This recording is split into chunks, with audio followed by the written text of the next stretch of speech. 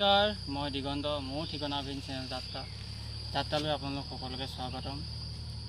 আজি আপোনালোকক কথা এটা জনাবলৈ কাৰণে মই ভিডিঅ' মাধ্যমত আহিলোঁ। বহু চেষ্টা কৰিছিলোঁ, নিদিম বুলি ভাবিছিলোঁ, কিন্তু নিদিলে কথাটো বেয়া হ'ব। সেইকাৰণে মই আজি আপোনাক জনাবলৈ কাৰণে ভিডিঅ' মাধ্যমত আহিলোঁ। আৰু কথাটো হ'ল কি, মোৰ আগৰ ভিডিঅ'টো আপোনালোকে চাইছেই, যি আইতাগৰাকীৰ ঘৰত মই গৈছিলোঁ। আইতাগৰাকী যেনেকৈ আপোনাৰ বহুত কষ্টৰ মাজত যিদৰে তেওঁ জীৱন নিৰ্বাহ কৰি আছিল, সেই ঘৰটো চাই মই আইতাগৰাকী ঘৰটোৰ কাৰণে চেষ্টা চলাম বুলি আইতাক কথা দি থৈ আহিছিলোঁ। আৰু সেইমতে ওলাই আহিছিলোঁ।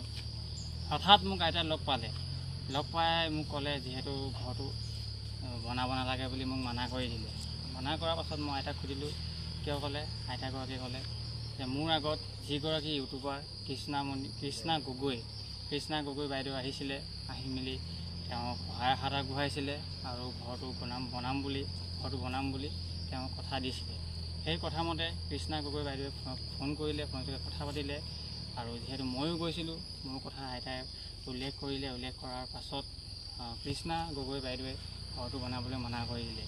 মানা কৰাৰ কাৰণে আইতাই মোক লগ পাই ক'লে, যিহেতু তোমালোক আহিছিলা সহায় সহযোগ কৰিম বুলি, কিন্তু এতিয়া তোমালোক নালাগে।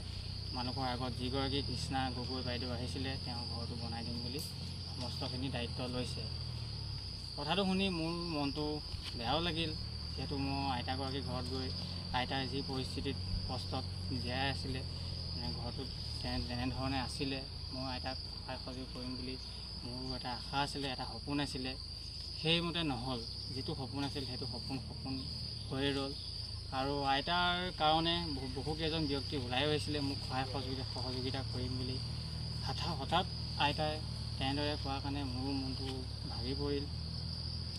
ভাবিছিলোঁ মই ভিডিঅ' মাধ্যমেদি আপোনালোকক নজনাম বুলি ভাবিছিলোঁ, কিন্তু মনটো নামানিলে। কথাটো ক'লে ভাল হ'ব, মোৰো মনটো অলপ ভাল লাগিব। যিহেতু মোৰ যিটো সপোন আছিলে, সেই সপোনটো হ'ল। তথাপিও আইতাক মই আকৌ ৰিকুৱেষ্ট কৈছিলোঁ, আইতা হ'ব, একো নাই, কৃষ্ণা গগৈ বাইদেৱে আপোনাৰ ঘৰটো বনাই দিম বুলি কৈছিলে, লগতে আপোনাৰ যি অসুবিধা হয় সেইখিনি আমিও সহায় সহযোগ কৰিম। তথাপিও আইতাই মানা কৰিলে যে কৃষ্ণা গগৈ বাইদেৱে সকলোখিনি কৰি দিব, আৰু তেওঁ ঘৰ বনোৱাৰ পৰা আদি কৰি যি তেওঁ অসুবিধা হৈছে, যি পৰিস্থিতি তেওঁ জীয়াই আছে, সকলোখিনি সমস্ত দায়িত্ব ল'ব বুলি আইতাই মোক জনালে।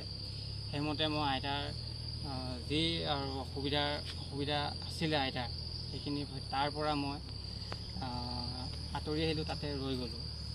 আজি সেই কথাখিনি ক'বৰ কাৰণে মই আপোনালোকক এই ভিডিঅ' মাধ্যমলৈ আহিলোঁ। ধন্যবাদ।